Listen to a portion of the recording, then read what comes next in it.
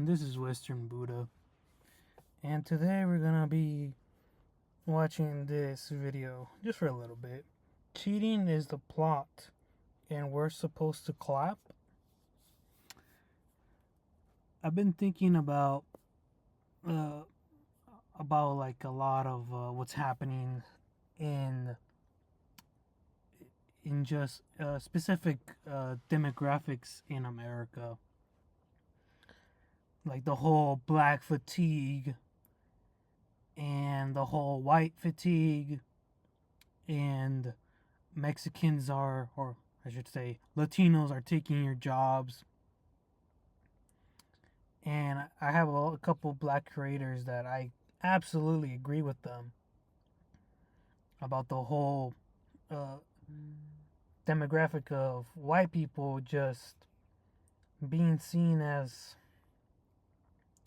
people who don't have problems. And I believe cheating is, I should say, a very common practice within white people. And I think this video kind of supports what I'm trying to say, but she doesn't really say it. Marina, let's get to it. Follows a married couple, Ben and Janine. From the very start, you get the idea that they're a perfectly normal couple. Not toxic, not miserable, just normal. But then Ben decides to blow it all up by cheating on her with a yoga instructor. But the difference with this movie is that it doesn't try to make the cheating romantic, not even for a single second. There's no framing that suggests he was just following his heart or that it was inevitable. He's just a man who got bored and made a really bad decision. And when Janine finds out, it is ugly, and the film makes you sit in every uncomfortable second of it. You watch her fall apart, you feel the embarrassment of it. The movie treats cheating like the painful thing it actually is. And in the end, they don't just have an honest conversation which somehow makes everything magically okay, she divorces him. Now compare that to literally every other story we've talked about. Ali cheats on Lon, but it's framed as if he's happy for her. Alex emotionally cheats his entire relationship for the past decade, and Sarah doesn't really care. The exact same act is either epic romance or unforgivable betrayal, depending on who it benefits. So Hollywood absolutely knows how to portray cheating as the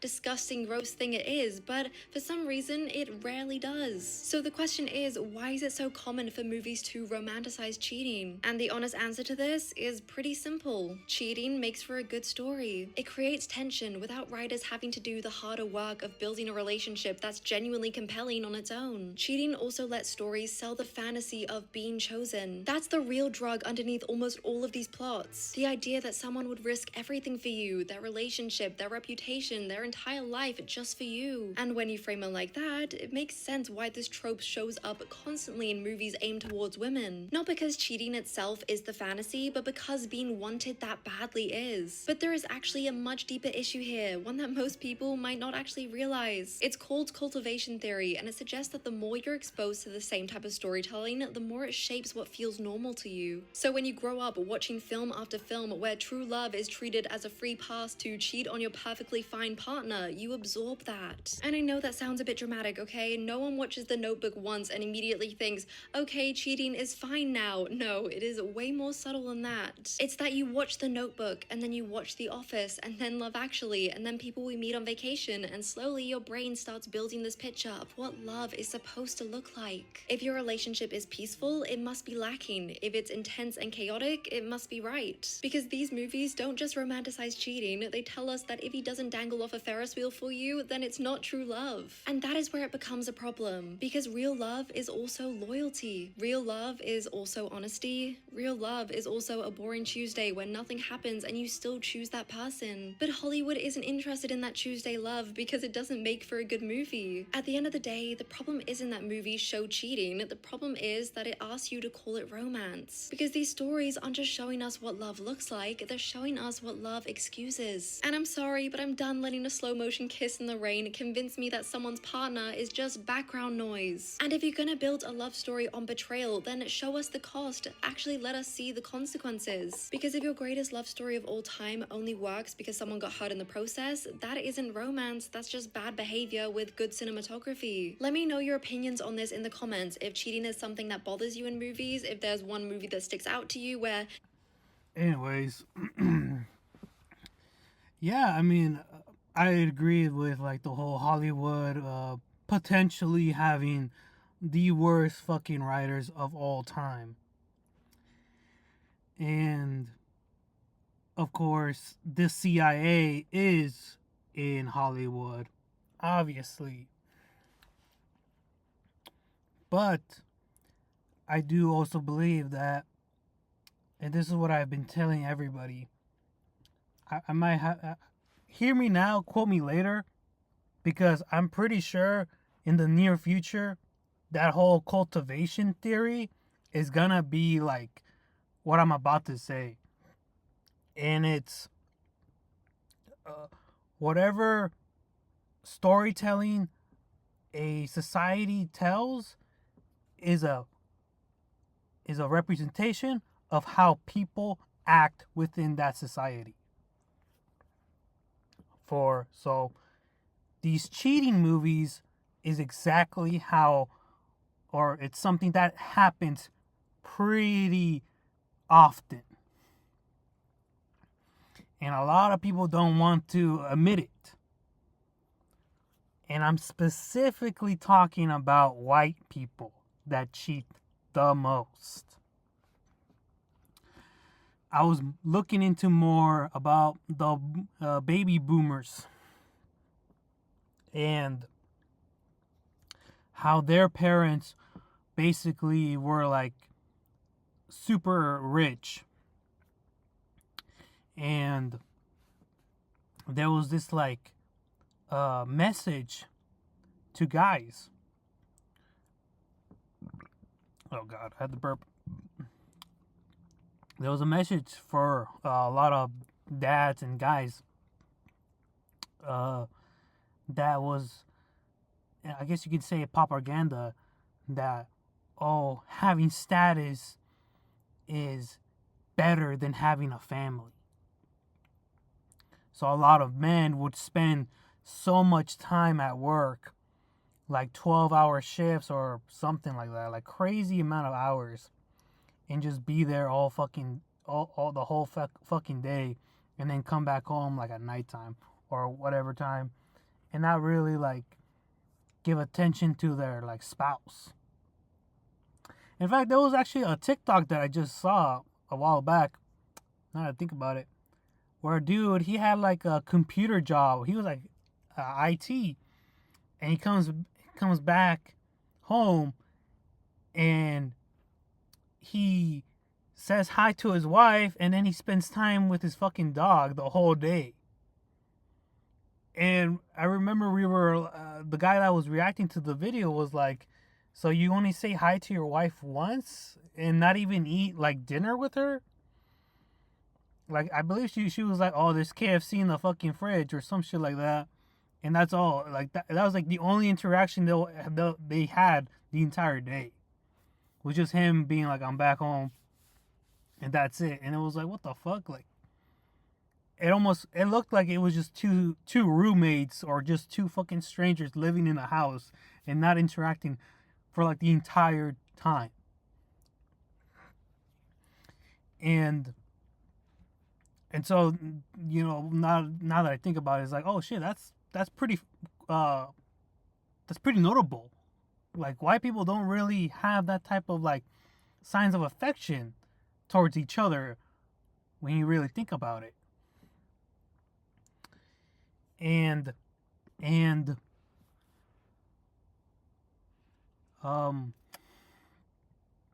was just thinking about there's obvious jokes about it the whole time, like, oh, like white people treat their dogs better than their kids, which is probably really true. But I've also heard that during the boomers as well as their parents, uh, a lot of their dads would cheat. So they would cheat like with their like assistant or like the receptionist or just some other girl, like completely having a mistress. And that was also another reason why they wouldn't come back home on time. Like, oh, I'm late. I gotta stay an hour. I gotta stay an extra 3 hours at work, and it was because they wanted to spend time with their mistress. And when I hear all this shit, I'm like, oh wow, this shit makes a lot more sense. Why we have movies like this? It happens. It happens more often than we think, or not think, but realize. In fact, I even know somebody who is Latina, and she married a white husband, and that fool cheated on her. And not only just that, but I don't know. I don't know how long, how anybody, if anyone ever noticed this, but there's literally a adult. There was literally an adult genre in the past that was about the fucking the plumber. Like you like it was like a girl, like a super hot girl in her beauty shorts, fucking tight top, and she would just be like, "Oh, I need my fucking sink to be fixed," and it would just like be some like actor playing as like the plumber, and be like, "Oh yeah, I'm gonna be here for like 4 hours or 3 hours." And if it wasn't just a plumber, it'd be like some other dude. It'll be some random fucking handyman just being at home for like basically 4 hours, if not the whole day. And I remember thinking to myself, wait a minute. I've never seen my parents ever call in the handyman for anything. And in fact, I know black people have never had that type of mentality to call in a handyman to fix their shit. Neither have Asians call somebody to fucking fix their shit. If anything, if we needed to have something fixed, we would most likely call my uncle, or my dad would just figure it out. It was never like, oh, let me call in the handyman so he can be at my house for like 8 hours straight. Like no other culture has that mentality or has that type of services, if that makes sense. It's only within like white people where like you as a dude, your wife would be like, "Oh hey honey, the fucking sink isn't working or the washing machine isn't working. I'm gonna need to. Can you call in the handyman?" And the dude would just be like, "Yeah, sure. Here's the money. My wife is at home, bro. How long is it gonna be? 8 hours. All right, then I guess you have the whole. I guess you have my entire house all to yourself and my wife. Peace." And that became a basically adult entertainment genre. And so that goes back to what I was saying, where whatever storytelling a society tells, it's a representation of what that society does.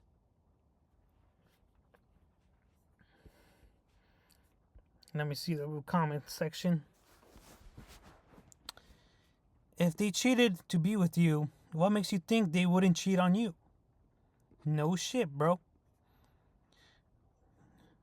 Not the B movie. That's funny. I miss when betrayal and infidelity were more serious shame than loyalty was still celebrated.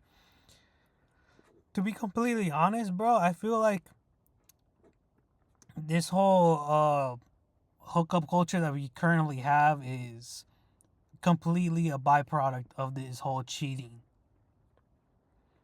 I hate cheating so much. I even told my friend group that if they ever cheated, I will tell on them to their wives, girlfriends. Loyalty is worth it all. I hated how it's so normalized, like cheating in real life is nothing like in the movies. Don't let your boyfriend stop you from finding your husband. It's probably advice the women in these couples would give you. My biggest reason to hate cheating is that after a decade of putting myself out there and trying my hardest, I realized that I was wasting my time and would never find somebody. Yet I see these people that have what I've never will, and then they throw it away in a heartbeat. That is some real shit right there, bro. That is some real shit.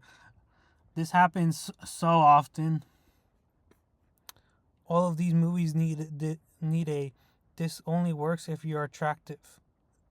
Disclaimer. I don't think it would even work, bro. Even if you're like the hottest fucking human being of all time.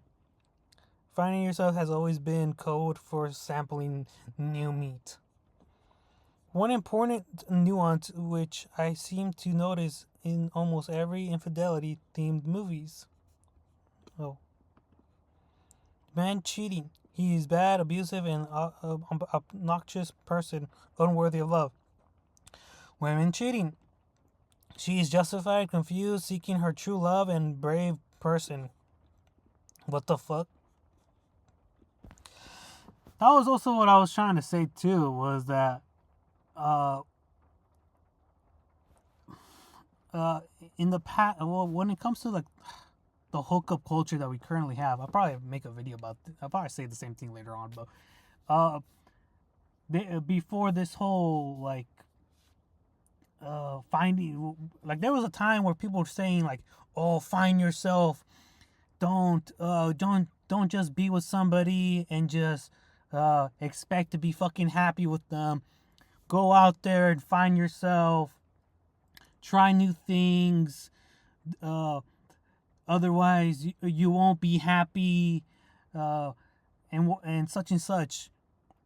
And now that is completely backfiring, and everybody's realizing like, no, actually figure out what the fuck you want immediately before you just go out there and just fuck around.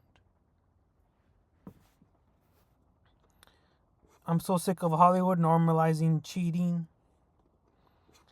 The B movie made me rage bait and loyal. Bad behaviors with good cinematography is a great way to sum it up. That's why I hate love triangles as well. It's not cute. You're just hurting two people because you can't choose between the two super hot guys. That is very much true. I mean, this is what I mean by like why Hollywood most likely just has terrible writers as also CIA writers.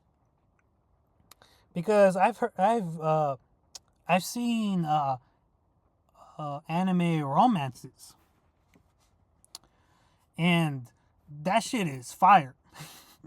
Like as much as a man that's not really that into like love shit, I really like anime romances. And I think one of my favorite things about them it was the whole love triangles. Like it would be like the guy and the girl, they secretly like each other, and then there's another girl that also likes him. Like that shit was like fire to me. I was like, hell yeah.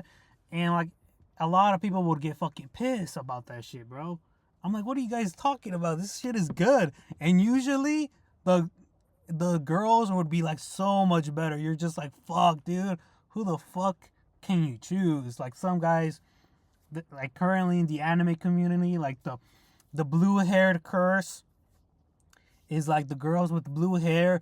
They're usually super fucking nice, super understanding. They get the like they can get along with the main character. But the dude will pick some other fucking girl, and you're just like, bro, fuck that bitch, bro. Like, come on, go with the blue-haired. Even though blue-haired is probably considered woke here, but like in the anime community, bro, the blue-haired girl was like always like the best one.